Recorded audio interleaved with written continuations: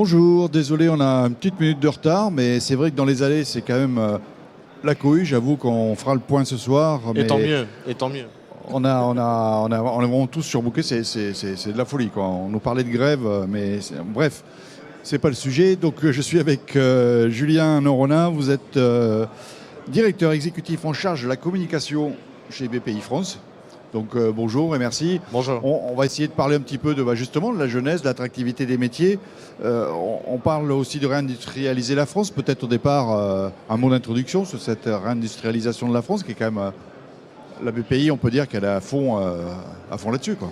La BPI est à fond là-dessus et surtout la French Fab est à fond là-dessus. Réindustrialiser la France, c'est un enjeu de société, c'est un enjeu d'emploi, c'est un enjeu de souveraineté.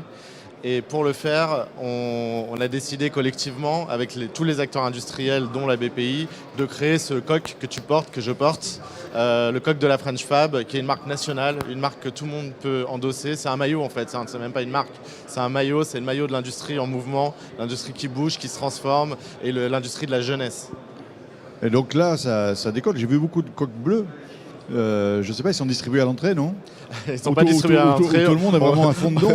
On vient nous les demander sur le stand de la French Fab, qui est un stand d'accueil en fait, pour tous les industriels et pour toutes les fédérations industrielles. On a mis quelques innovations en place sur le stand, mais surtout c'est une zone de networking, c'est une zone d'échange, c'est une zone de tous ceux et toutes celles qui veulent faire l'industrie de demain. Alors, vous parlez justement de ce stand, enfin je ne l'ai pas encore visité, mais peut-être pour donner envie, qu'est-ce qu'on va retrouver dessus? On a essayé de montrer un éventail de l'industrie française qui parle aussi aux gens. C'est-à-dire que tout est industrie. Le micro que tu as dans la main, il est industrie. Il est fait par un industriel. Et donc je remonte, moi, tu vois, un industriel qui a mis le capteur ici, à un moment ou à un autre, et pour pas que je mette ma main dessus. Mais c'est ça qu'on essaye de montrer sur le stand de la French Fab, c'est qu'en fait, tous les produits du quotidien sont fabriqués par des industriels. Donc il faut aussi sensibiliser le grand public que derrière ce micro, il y a de la machine, il y a de l'innovation, il y a de la tech, il y a tous les métiers de toutes les entreprises qui donnent envie à la jeunesse qui aujourd'hui cherche des opportunités d'avenir, d'aller travailler, d'aller inventer et d'aller développer l'industrie et surtout l'industrie française. On essaye vraiment, j'ai l'impression que tout le monde veut inciter les jeunes vraiment à venir dans l'industrie, c'est ça, c'est Mais vraiment il faut l'objectif. les inciter. Aujourd'hui, c'est 70 000 emplois, c'est des aventures humaines extraordinaires. Les industries, c'est souvent des PME familiales, portées par des entrepreneurs qui ont la niaque. Quand on rentre dans une industrie, on a une vision 360 de l'entreprise, on peut porter des projets, on a des patrons qui sont à l'écoute et accessibles.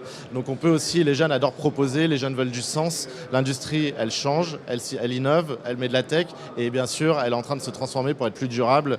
Et ça, c'est à la jeunesse de le faire parce qu'ils ont ça dans le sang. Et d'ailleurs, on a visité ensemble, parce qu'on s'est vu avant, on n'a pas parlé du sujet, mais on a visité les Golden Tech. Ça rentre typiquement dans cette mécanique, en fait. C'est de montrer, de donner envie, trouver tous les messages possibles pour donner envie, c'est ça, aux jeunes d'aller vers l'industrie. Parce que quels sont les avantages pour eux? Pourquoi ils iraient dans l'industrie, d'ailleurs? Ils peuvent aller dans l'industrie parce que c'est un enjeu de société. Et les jeunes, aujourd'hui, ils cherchent du sens. Quand on cherche du sens, on cherche à développer son territoire, on cherche à créer de la valeur, on cherche à mettre du sens dans les produits qu'on développe. Parce que de toute façon, si les industriels veulent que les consommateurs continuent à acheter leurs produits, il faut qu'ils mettent du sens dans l'ensemble de la chaîne de production, depuis le moment où ils ont de la matière première jusqu'au moment où ils ont un produit fini. Donc pour faire ça, embaucher des jeunes, c'est la meilleure initiative et la meilleure solution possible. Et c'est ce qu'on dit aussi aux jeunes, pour qu'ils voient qu'ils peuvent faire. Les jeunes cherchent à faire. On aime bien parler de l'industrie du faire avec le FAIRE. C'est ça que recherche la jeunesse et c'est ce qu'on vient leur dire. Oui, le faire, hein, il faut leur montrer le savoir-faire. J'avais avant vous la présidente du comité électronique, de la filière électronique, pardon, cherchez le mot exact, de la filière électronique. Elle nous disait, en fait, on ne fait peut-être pas assez de marketing dans les écoles.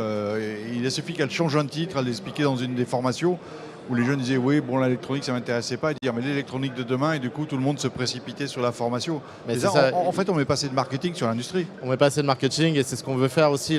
On parlait de la French Fab tout à l'heure. La French Fab, c'est un haut-parleur, c'est une caisse de résonance et c'est aussi un moyen d'avoir des rôles modèles. Quand on travaille sur la jeunesse, par exemple, on travaille avec des influenceurs qui leur parlent déjà. On parle à des influenceurs comme Hugo Décrypte, comme Gaspard G, des jeunes qui ont des communautés énormes et très suivies et très écoutées par la jeunesse parce qu'ils mettent du sens aussi réussi dans ce qu'ils font, je reviens à ça, et ils viennent dans les industries leur faire comprendre ce que c'est. Et quand tu as un gamin de collège, on lui montre vraiment la chaîne de production, comment ça fonctionne, que l'industrie c'est plus les mains dans le cambouis comme avant, c'est les mains dans l'ordinateur. Hein. Aujourd'hui, tu t'en es la preuve avec ce que tu as fait avec les Golden Tech. On voit des jeunes sur des ordis en train de développer, en train de dessiner, en train d'usiner, mais d'usiner à partir d'un ordi, pas d'usiner pas d'usiner avec leurs mains. Et c'est ça qu'il faut montrer à la jeunesse. Et il ne faut pas oublier que c'est par la tech qu'on rendra l'industrie plus durable. Et si on veut créer une industrie verte, parce que c'est quand même l'objectif, c'est aussi par la technologie et par l'innovation. Est-ce qu'on a un indicateur? Alors, on n'a peut-être pas les chiffres, mais je crois qu'on en parlait dans un moment d'un baromètre, c'est ça, des jeunes de l'industrie. Allez sur le site de la French Fab, on a fait un baromètre avec les arts et métiers, qui est quand même le meilleur partenaire pour créer ce type de statistiques, pour comprendre un peu la vision de la jeunesse autour de l'industrie. On a fait beaucoup de boulot, il y a quand même du chemin qui a été parcouru. Hein. On a commencé en 2018 à tous ensemble collectivement aller leur parler, aller dans les écoles, tu parlais des écoles, travailler avec les associations qui œuvrent déjà dans les écoles, les faire venir sur des événements. Il y a des événements, on fait venir, ici on va faire venir 6-7 000 jeunes, Global Industrie. Donc forcément tout ça, ça crée de la pédagogie. Les jeunes commencent à comprendre ce qu'est l'industrie. Donc on fait changer les mentalités, mais il y a encore du boulot et on n'a pas fini d'œuvrer, on va continuer à le faire. Et le monde éducatif, en dehors des jeunes, il suit, parce que souvent on se disait qu'il fallait amener les entreprises dans les écoles ou les professeurs dans les entreprises, parce que bon, il y a ce passage et les entrepreneurs ouvrent leurs portes. Enfin, tout ce modèle-là, c'est la semaine de l'industrie. Enfin, la semaine de l'industrie, c'est un exemple magnifique. Il y a 900 French Fabbers qui ont ouvert leurs portes pendant la semaine de l'industrie. Et je sais plus combien de milliers d'industriels. Et bien sûr, les jeunes viennent avec les écoles. Les professeurs ne sont pas fermés à l'entreprise. C'est faux de dire ça. C'est juste qu'il faut créer le pont. Et quand on crée le pont avec des événements comme la Semaine de l'Industrie, avec des événements comme le French Fab Tour, avec des événements comme Global Industrie, Viva Fabrica, tous ceux qui font venir la jeunesse sur les événements, en fait, on crée des ponts. On crée des ponts entre le monde éducatif, le monde industriel, et on dit aux jeunes, et notamment, et je voudrais parler 2 minutes des filles, il manque clairement de filles dans les filières ingénieurs dès le collège. Quand on oriente les filles, il faut leur dire que les filières ingénieurs leur sont accessibles autant qu'aux garçons. Et elles ont à apporter, et c'est aussi un des messages qu'on porte fortement avec la French Fab, pour dire aux filles, allez dans l'industrie, vous avez beaucoup de choses à y trouver. Et pas uniquement au niveau ingénieur d'ailleurs, parce qu'on peut retrouver tous les métiers. Plein de filières. C'est vrai qu'aujourd'hui, c'est important qu'elles y aillent. Est-ce qu'on peut parler peut-être pour terminer de Tech in Fab? Déjà nous expliquer un petit peu ce que c'est. Alors Tech in Fab, c'est l'idée de dire que, en fait, c'est le rapprochement des mondes. Aujourd'hui, on a créé les coques. Le premier coq, c'était la French Tech. Il ne faut pas oublier que la French Fab, c'est des industriels qui sont venus nous voir avec ce coq en nous disant « on veut ça aussi, on veut ça aussi. Regardez la French Tech qui est à Las Vegas, etc., qui bouge, qu'on voit partout. Nous aussi, on veut être vu industriel et montrer ce qu'on fait dans nos usines. » Donc, en fait, on a créé des communautés. Ces communautés, en les rapprochant, on va créer des champions français. La tech et la fab ensemble, ça fait qu'aujourd'hui, dans le French Tech 120 ou dans le Next 40, on a 15 startups industrielles.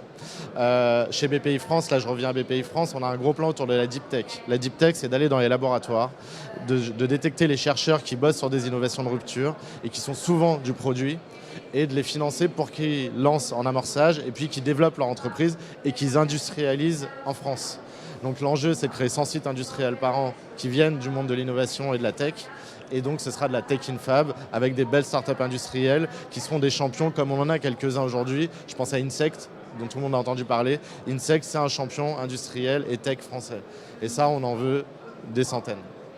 Et il y a le potentiel, parce que visiblement, il y a beaucoup de dossiers, non? Je ne sais pas s'il y a des chiffres sur le nombre de dossiers qui arrivent sur le bureau de la BPI. Mais en faisant la visite avec Nicolas Dufour tout à l'heure, il y en a plusieurs qui ont dit j'ai mis un dossier, j'ai envoyé un dossier, etc. Il y a des dossiers tous les jours, il y a des dossiers aussi parce qu'il y a un effort gouvernemental extrêmement fort.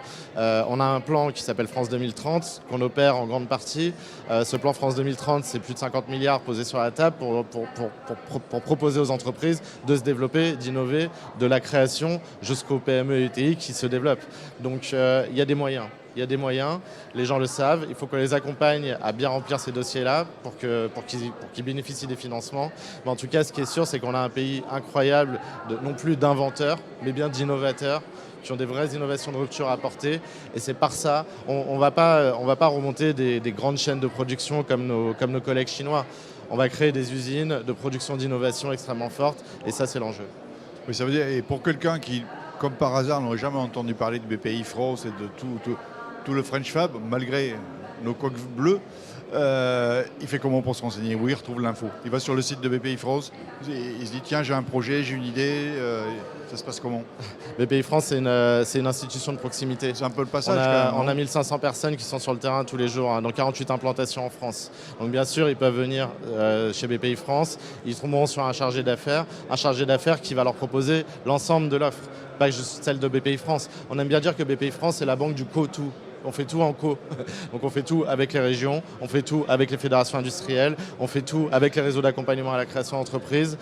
Donc venir chez nous, c'est aussi être dirigé vers les bons interlocuteurs pour bénéficier soit des financements, soit de l'accompagnement dont on a besoin. Écoutez, merci Julien d'avoir fait ce petit point. On a été rapide, mais je pense qu'on a abordé quand même des sujets fondamentaux. Inciter les jeunes à aller dans l'industrie, pour à la fin terminer, si j'ai bien suivi, les TechFab avec une licorne, peut-être une nouvelle licorne française. En fait, ça va tellement vite que... Je ne sais pas si c'est une licorne, un centaure, je ne sais pas quel valo elles auront, mais ce qui est sûr, c'est que ce sera des champions français et on veut des champions industriels français parce que c'est un vrai sujet de souveraineté nationale. Ben merci à vous en tout cas d'être venu nous voir sur Global Industry Channels et je rends l'antenne. Merci à vous. Merci.